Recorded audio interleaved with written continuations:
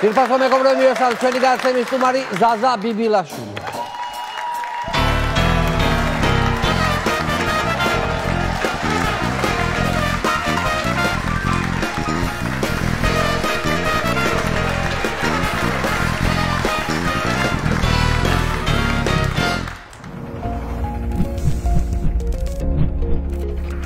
გადაცემის წარმომადგენელია PSP. გადაცემის სპონსორია ბაზარი, ქალაქი ქალაქში, სივრცე გართობისა და დასვენებისთვის. მოგესალმებით ზაზა, ძალიან დიდი მადლობა რომ მოახერხეთ მოხვედით ჩემთან გადაცემაში. უბრალოდ ვიცი რომ ცოტა ნერვიულობთ, იმიტომ რომ მსგავსი ფორმატები თქვენთვის პირველია. კი ბატონო და დიდი მადლობა რომ მომიწვიე, მართლა რავი პატივია და მივესალმები ბენდს. ბეკას, რომელიც ჩემი ბიჭის მასწავლებელი ყოფილა და არ ვიცოდი თქვენთან რო იყო დასათქმამებში და რა ვიცი სასიამოვნოა თქვენთან ყოფნა. ხედავ რამდენი რამე გვაკავშირებს. კი ბატონო. როგორ ახართ? როგორ არის საქმეები? რა ვიცი, კარგად კი ხარ ღირსი, ახლა დაგიშვა და მოგიყვავ როგორც იმაშია, ხო, რო ქვია. იმ ანეკდოტში, მაგრამ როგორც ყველა რა. ხო და იმედიანად ხარ ზაზა, ეს მაინტერესებს. იმედიან, ანუ პოლიტიკას ჩამოშორდი დიდი ხანია, მაგრამ მაინც როგორც ყოფილი პოლიტიკოსი, შენი აი შეფასებით, აი იმედიანად თუ ხარ თქო. ჩვენი თავის იმედზე ვართ რა, ანუ ისეთ დღეში ვართ პირველად მსოფლიო ისტორიაში, ადრე ხო იყო, ხა მასწინათ ვამბობდით, რომ საბჭოთა კავშირში დავიბადეთ, 90-იანები გამოვიარეთ, რა არ ვნახეთ, მაგრამ რაღაცეები არსებობდა, რაც მუდმივი იყო. ხო, ვიცოდეთ, რომ მაგალითად ამერიკის იმედი სულ გვაქვს, ხო და ეგ აი ბოლო ხანებში თითქოს ცოტა მოირყა, მადლობა ღმერთს, ხა მეგობარი აქტით ისე მოგვეცა იმედი, მაგრამ ნუ ამ რაღაც უკრაინის თემაზე, რასაც ვისმენთ ამერიკიდან თითქოს ის განცდაგაშდა რომ მგონი არაფერი არ არსებობს და აი ჩვენი თავის იმედზე უნდა ვიყოთ. რაც პრინციპში სიახლე არ არის და ნუ ასე ხშირად ყოფილა, მაგრამ აქ არის ერთი მაგრამ. საბოლოო ჯამში მოხდა ისე რომ მეგობარი აქტი მიიღეს ნუ კონგრესში, ხო? თან მიიღეს 359 კაცმა მისცა ხმა ეს ხუმრობა საქმე ხო არ არის, ახლა ეს ოცნება ამბობდა რომ დაიპიწყეთ, დაიკიდეთ, არ იქნება, გატყუებენ, რა ვიცი 1000 რაღაცას ამბობდნენ, მაგრამ მიიღეს და თან ძალიან ტკივათ ეს რაც მიიღეს და უკვე 2-3 დღეში სენატში შევიდა. ანუ არასთან სწრაფად შევიდა. კი ბატონო და ნუ მე მგონი მოლოდინია რომ ტრამპიც მოაწერს ხელს, იმიტომ რომ ტრამპს უარსდომობდა ამის ხელმოწერა და ამის ხარდაჭერა ელემენტარულად იტყოდა თავისიანებს ეტყოდა რომ არ მისცეთ ხმა, ნუ მინიმუმ ეგ არ მომხდარა და ჩვენთვის კაი ამბავია. რეალურად იმას აწვევიან, რომ აიცი რა არის, კი, მაგრამ ხა ტრამპი ამას ხელს არ მოაწერს. ანუ ამით აჯერებენ ხო თავის ამომრჩეველს, რაღაცა ამშვიდებენ, ანუ რაღაცა ისა აქვთ ხო, თავისი ფორმულები აქვთ. კარგად იცნობენ თავის ამომრჩეველს და რითი შეიძლება დააწყნარონ თავისი ამომრჩეველი, ესენი იციან. მაგალითად წინა კვირას იყო რაზეც დიდი ზეიმი იყო გამართული, ეს იყო რომ ტრამპმა ხელი აუწია ყაველაშვილს. მართალია ფოტოშოპში, მაგრამ ხო აუწია რა. მაგაზე გამახსენდა 2013 წელია და ღარიბაშვილია 2014 წელია და ღარიბაშვილია პრემიერი და ნიუსი გამოუშვა მთავრობამ, სადაც ეწერა რომ საქართველოს პრემიერ-მინისტრი ირაკლი ღარიბაშვილი და მე ეწერა ქვეყნების სია და ამ ქვეყნების ლიდერებს მიესალმა. და ეს იყო მთელი ნიუსი, რა, ზოგს ხელი აუწია, ზოგს ხელი ჩამოართვა, ზოგს შორიდან ეგრეთ ვართ ხო და აი ეგ იყო რა, მან დაუბრუნდით ახლა და ოღონდ აქ ფოტოშოპი დაჭირდა, ამას ხელიც არ აუწევია და ხელიც არ ჩამოუწევია. სადღაც აი ტრამპმა იმ მიმართულებით ვიღაცას დაუქნია ხელი და ამან ნუ ეს არის, რასაც ხელს ეჭიდებიან. ახლა თან შეუძლებელია არ გაგვახსენდეს ახლა ყველა წინა ხელისუფლებას რო გადავხედოთ ხო რა ხა გამსახურდია ყავდა ამხელა კაცი იყო ანუ ამხელა სოფლიო მასშტაბით მეგობრები ყავდა ხან რას თარგმნიდა ხან ვის ელაპარაკებოდა არა ოჯახიშვილი იყო ხო მერე შევარნაძე იყო და ბეიკერთან თევზაობდა გენშერთან ერთად აბანოში დადიოდა და რავი რაც არ შვებოდა ძმაკაცები იყვნენ მართლა ხო ამხელა საქმეები ქონდა ნაკეთები სააკაშვილი იყო ბუში ჩამოყავდა რაღაც მაგისტრალობაზე განხილვები ეწყობოდა ხან სენატში ხან კონგრესში და ეხლა ყავს ტიპი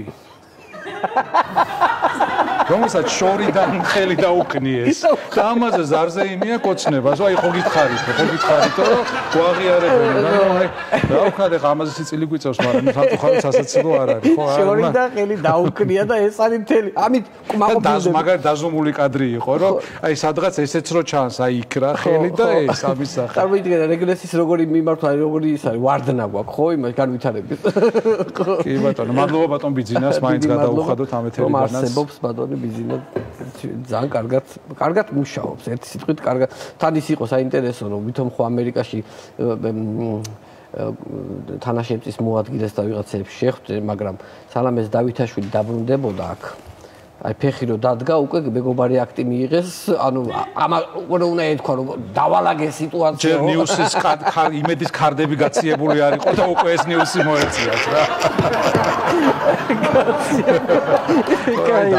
გადალაგდა არიქ ამერიკასთან დავალაგეთო და მე მგონი მაინც ბოლოს მაინც ალბათ კიმბერლი ლოუ თუ გადაარჩენს იცი კიმბერლი ლოუ დიდი ადამიანია რა თქმა უნდა და ნუ ხა ასეთი ანუ სხვას რო ყავდეს ასეთი ლობისტი მაგრამ ეცედა ჯერ მაინც ინახავენ ამ კაცს ასე მგონია რომ ეს რაღაც ჯოკერი ვიტყავთ და თან არის ის მეგობარი აქტი ხო ანუ ამათ გონიათ რომ მარტო შეიძლება იყოს ეს რაღაცა უვიზო მიმოსვლა ანუ არ შეგვიშვან ქვეყანაში ხო რეალურად ეს გონიათ არა და მთელი ჩამონაწერია რა სიტუაციის რაღაც სასიკეთო ამბებიც არის იმიტომ რომ თუ ხელისუფლება შეიძლება უვიზო შეიძლება გქონდეს ამერიკასთან და დახმარება სამხედრო და ასე შემდეგ და ასე არის ეგეთი ჩაწელი მაგრამ ამათვის მაინც ის არის რომ აი ვითომ გონიათ რომ აი ამერიკაში შევალთ და კაი ჯანდაბას არ გვითხრა ხო ეს 700 კაციანი სია ყოფილი ხო 700 კაცი წარმოიდგინე. ანუ 2014 წლის მერე ქართულ ოცნებაში ვისაც გამოულია და კაი თვალით შეუხედავს. ყველა არის აი ამ სიაში. ხო, 700 კაცი, რომელმაც 4 მილიონიან ქვეყანას მომავალი მოპარა რა. ანუ 700 კაცი კიდე, რა ვიცი, ალბათ ეგ არის რა, იმიტომ რომ დანარჩენი ყველა მიმულია რაღაცა ფორმით, ფინანსური იქნება თუ კომპრომატით იქნება თუ რიც იქნება, მაგრამ რა ვიცი ეს მეგობარი აქტი არის ფინანსური შეზღუდვებიც, არის ქონებრივი შეზღუდვებიც, არის ოჯახის წევრებზე გავრცელებული აქტიც, ხო, არ შეიძლება რომ ზოგ შვილი პენსილვანიაში ყავდეს ან ნიუ-იორკში ან ივანიშვილის შვილი საერთოდ შეცვლილი სახელით ცხოვრობს და მითამც არაფერი, ხო? ანუ აქ მამამისი ქვეყანას ანგრევს და თვითონ ამ და ეს რაღაცა იმას ებრძვის deep state და თვითონ deep state-ში აქვს ფრთები გაშლილი. ხო და ეგრე არ იქნება. ჩამოდი მაშინ ჭორლობაში გააქვს სახლი, კარი, ბაზარი არ არის, ხო? მიხედე იქაურობას, გაზონი გათიბე, რაღაცა ქენი. ხო და ეგ არის, რა ვიცი, ჩვენი იმედია, მაგრამ სინამდვილეში ამათაც ძალიან ტკივათ. იმაზე მეტად ტკივათ, ვიდრე გვეუნებიან. 1-2 ეთერიც იყო ჩვენ გავიხსენეთ წეღა. სადაც აი ხო ის პოლიტიკოსი რა გვარია? კახიშვილი ახსენა რომ ძალიანაც ტკივა შეიძლება ზოგმა პური ვეღარ იყიდოს თავის სახელმწიფო ბარათით, მაგრამ მე შემდეგ ეთერში მეორე მოპასუხა რა, რომ ის ანეკდოტი გაიხსენა, ხო გახსოვთ, აიო, ხის ძირში რო წევსო კახელიო და ყველაფერი რო ფეხზე კიდეაო, ეგრე კიდეა ყველაფერიო, მაგრამ მეტი არ იყოს ჩემი მტერი, ხო, საერთოდ არ კიდეა ყველაფერი და არც უნდა ეკიდოთ, არც მათ და არც ჩვენ. ხო, შენ კარგად იცნობ რუსულ პროპაგანდას. ან ისტორიულად იცნობ, ხო? აი როგორ მუშაობს რუსული ეხლა ყველანაირი ინფორმაცია, რასაც ესენი აჟღერებენ, ხო? Deep State-ი ვერ დაამარცხა რაღაცა, ანუ პარალელურად მედვედევი ლაპარაკობს რა, ანუ ზოგადად წინადადებასაც არ ცვლიან რა. ხო და აი როგორ მუშაობს? ადრე როგორ იყო 90-იანებში როგორ მუშაობდა, ანუ ისტორიულად როგორ მუშაობდა რუსული პროპაგანდა, ეხლა თქვენ უფრო იცით. ეხლა რაც ხდება, ანუ ეს ოცნების პროპაგანდა არის, აი საბჭოთა და რუსული პროპაგანდის თითქოს ბეშტოვი, ნაზავი. გეთანხმები რომ რაღაც მესიჯად ჩამოსდით ალბათ ადრე მოსკოვიდან ჩამოსდიოდა და ეხლა დარწმუნებული ვარ რომ აქვე რომელიღაც პარაგრაფში ან ბიზნეს რომელიღაც ცარიელ რეზიდენციაში ზის რუსული ოპერატიული ტაქტიკური ჯგუფი და უგზავნით.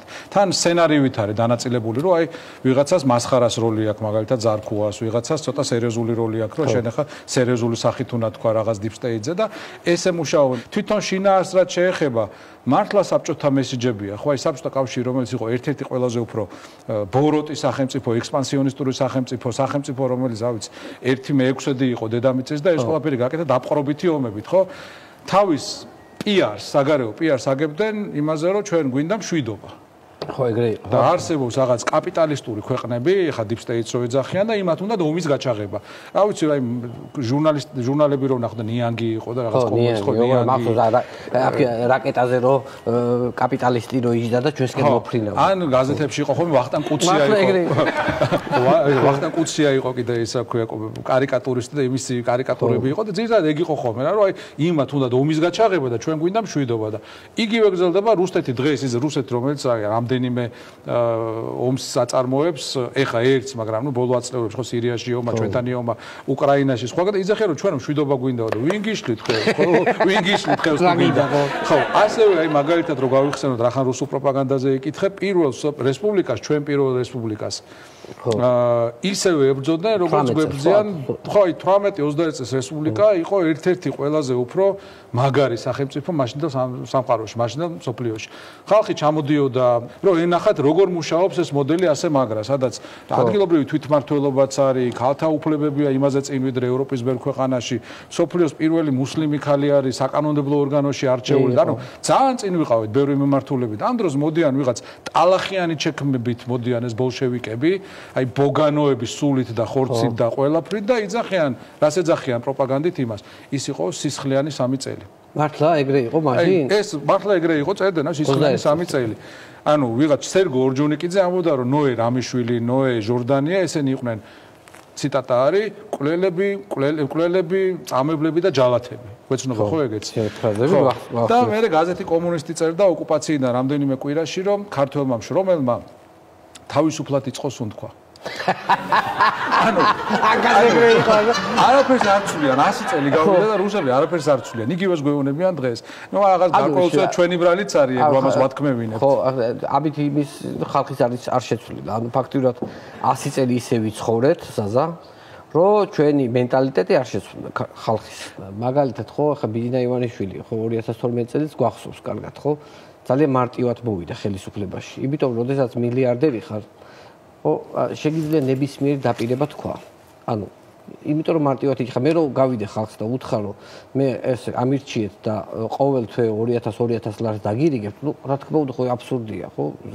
მინდა მიჯერებს. ხო, იმიტომ რომ საიდან გაქოროიზება? იმისი ხო მარტივად დაიჯი. ანუ ადამიანებს დაპირდა ყველაფერს რისი ფანტაზიაც ეყო.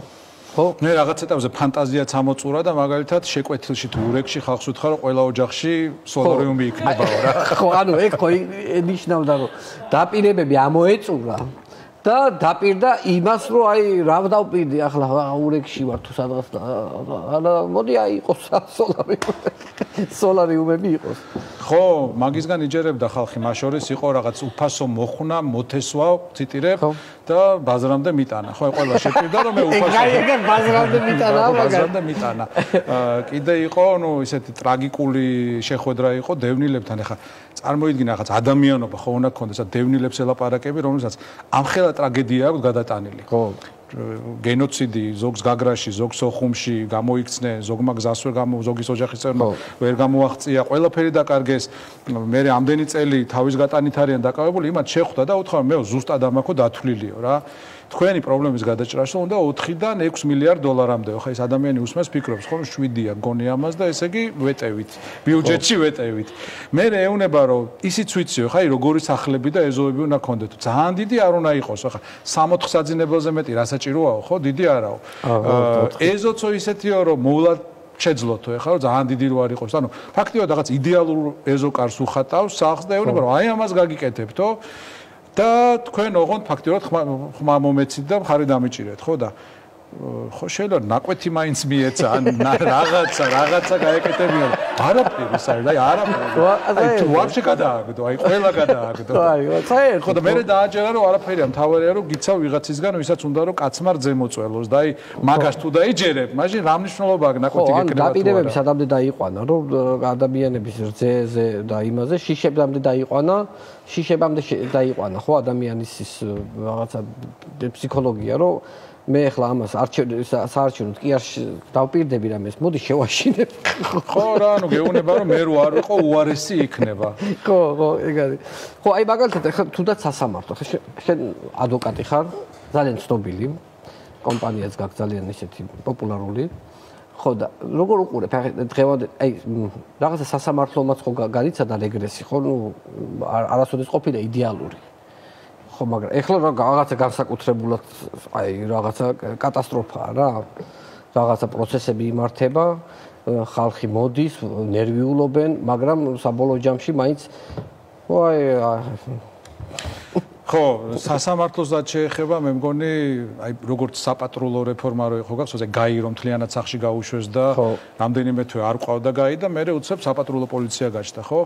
მიუხედავად იმისა, რომ რამდენიმე ერთეული გამონაკლისები არსებობს, მაგრამ აი ეგეთი რეფორმა იქნება ოდესღაც გასტარებელი სასამართლოში, იმიტომ რომ აი ამ ხალხისგან, რომელიც ამას ჩადის, რასაც ჩვენ უყურებთ ხარ, რა რეფორმაზეა საუბარი, ეს არის უბრალოდ შენობა, რომელსაც აი დუქანია და ზემოდან სასამართლო აწერია და იმ დუქანში გადახტილია, უკვე დაკეტილია ის დუქანი რა. თვითონ არია.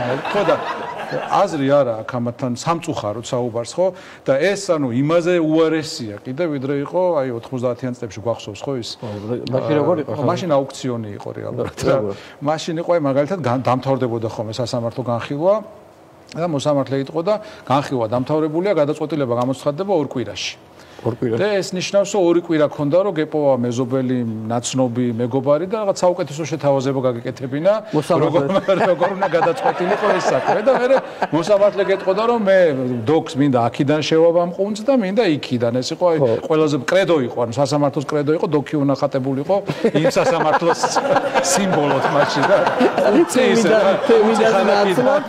დოქი რომელსაც ყუნწი არა აქვს ანუ ყუნწი გვერდზედებს ყუნწი ისე ხო ცალკე კუნცი გვერდზედებს აიდანაც გიდა იქიდან მიაბავ და გამოიდან განაჩეს ხო მაშინ ესე იყო ეხლა ეგეც არ არის იმიტომ რომ ეს ფული გადახდით თან იცი რა რატო აქეიფებენ ანუ რატო ქეიფობენ ანუ ამას ვერ ხვდები რა ანუ ხო გეგონება რაღაც კოლექტივია და არ არის ეგრე ხო ანუ ეს არის დამოუკიდებელი მოსამართლე დამოუკიდებელი შტო არის და KP ისეთი რაღაცა მთავრობა რო გადის რაღაც team building-ს რო აკეთებენ ხო იცი ვიღაც კომპანიები უნდათ რომ მათ ისეთი ერთი გუნდური ის ქონდეთ განცდა და არ არის ეგრე ეს სხვა პროფესია სხვა მიმართულება იმას დამოუკიდებელი შინაგანი წამსი უნდა ქონდეს შინაგანი რწმენა როცა რაღაცას იხილავენ და გადაწყვეტილება გამოვაგდ და აქ ეუნებიან რომ თავარია ჩვენ ჩავიკეთოთ აი ამ გუნდურ ჯგრო მენტალობაში ხო რომ ერთს თუ დააბრალებენ რაღაცას ყველანი ერთად უნდა ვიყოთ არ არის ეგრე მაგრამ ნუ როგორც თქვით ახლა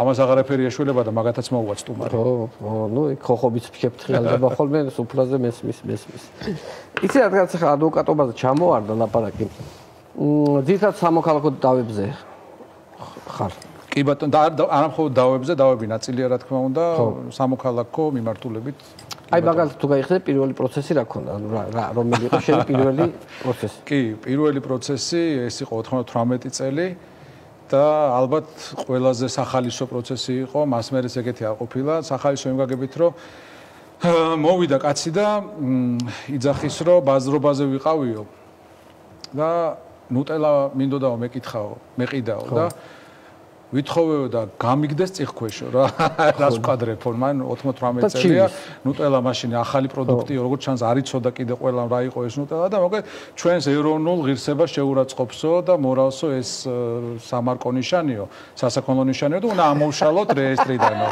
ანუ ეს იყო დავა ხო საჩივარი ხო ნუ ცხადია იქ ხარ რაღაც ფინანსური ინტერესი იყო მაგრამ და შენ ხარ წარმოადგენდი მე ბოდიში და ნუტელას კომპანიას კაია ხოდა ნუ მაშინ ვიხალისეთ იმიტომ რომ მთელი რაღაც გამოკვლევები და ექსპერტიზები ჩატარდა რომ თბილისში რომ შემოდიხარ მაშინ დიდი აბრა იყო გაკრული რაღაც მოტელი ევრაზია და ეს შეურაცხყოფს თუ არა ეს ჩვენ ეროვნულ ღირსებას ან დიდუბეში რომ მიდიხარ და აკუმულატორი მუთლურ რო იყედება შეიძლება თუ არა ამ აკუმულატორებით მანქანების ოპერირება და ასე შემდეგ და აი მოკლედ მაგრამ ვიხალისეთ ცხადია პროცესი ისე დამთავრდა როგორც უნდა დამთავრებულიყო ანუ არ გააუქმეს და შეგვიძლია ჭამოთე შოკოლადის კარაქი კი ბატონო შეხარჩევი ბატონი იმ ხალხთანაც მეგობრულად დაშლილია რასო ანუ ამ პროცესზე შენ ფაქტიურად დაგჭირდა კვლევის ჩატარება ხო კვლევაც ჩატარდა კი ხო ანუ დადიოდა ესე იგი კვლევარები დადიოდნენ ქუჩაში და ეკითხებოდნენ ფოკუს ჯგუფები ეტედო რამდენად მოქმედებს ეს სახელი თქვენზე თუ კი ბატონო აი როგორ აღიქვამთ ამას და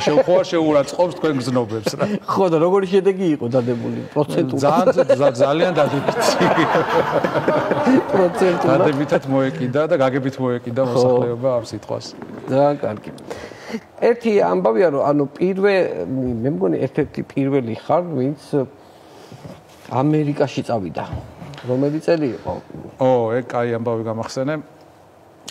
99 წელია. როგორ წახებს ამერიკაში? ხო, მეც მიკვირს როგორ მოხდა ეგ ამბავი მაშინ.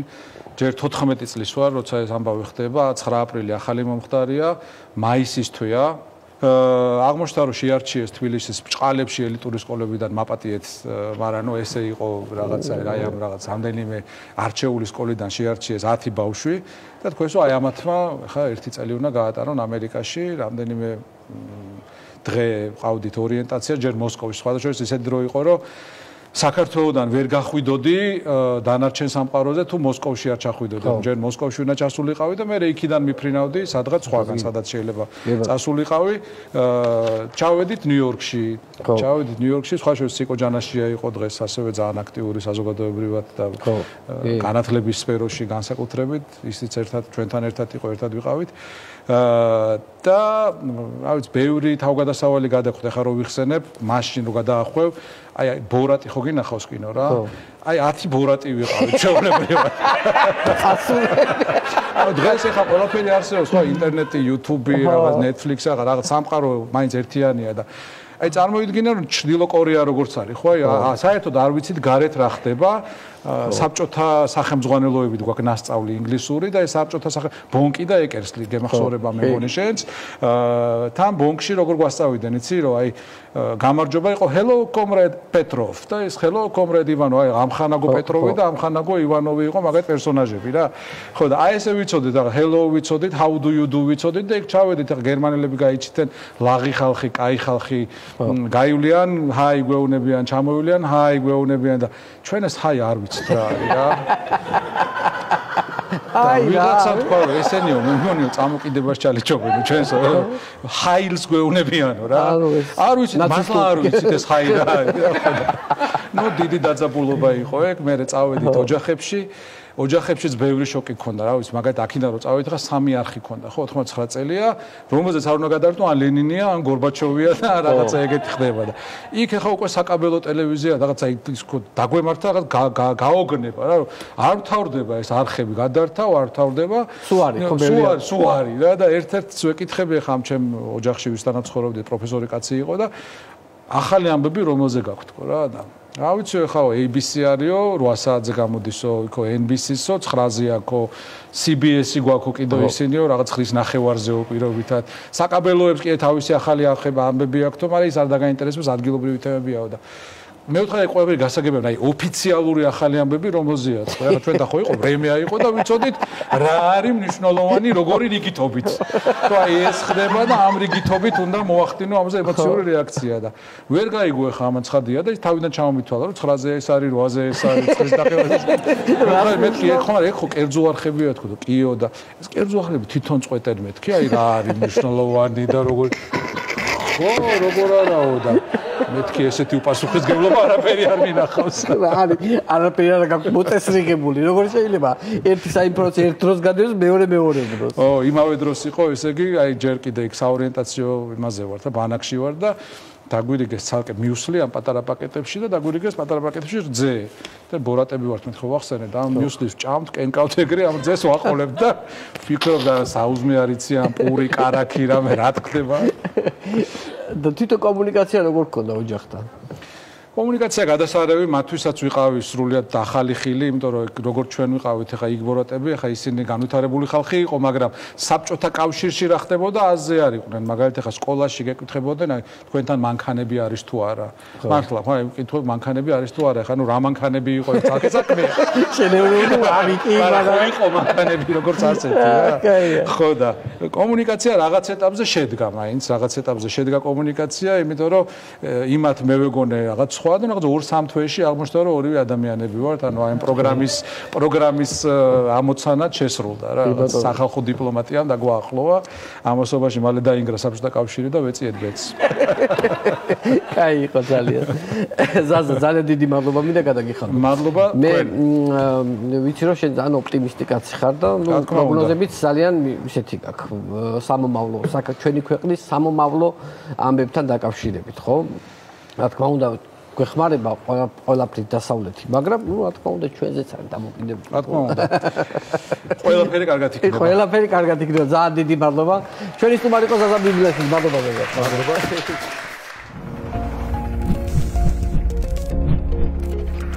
გადაცემის წარმომადგენელია PSP. გადაცემის სპონსორია ბაზარი. ქალაქი ქალაქში, სივრცე გართობისა და დასვენებისთვის.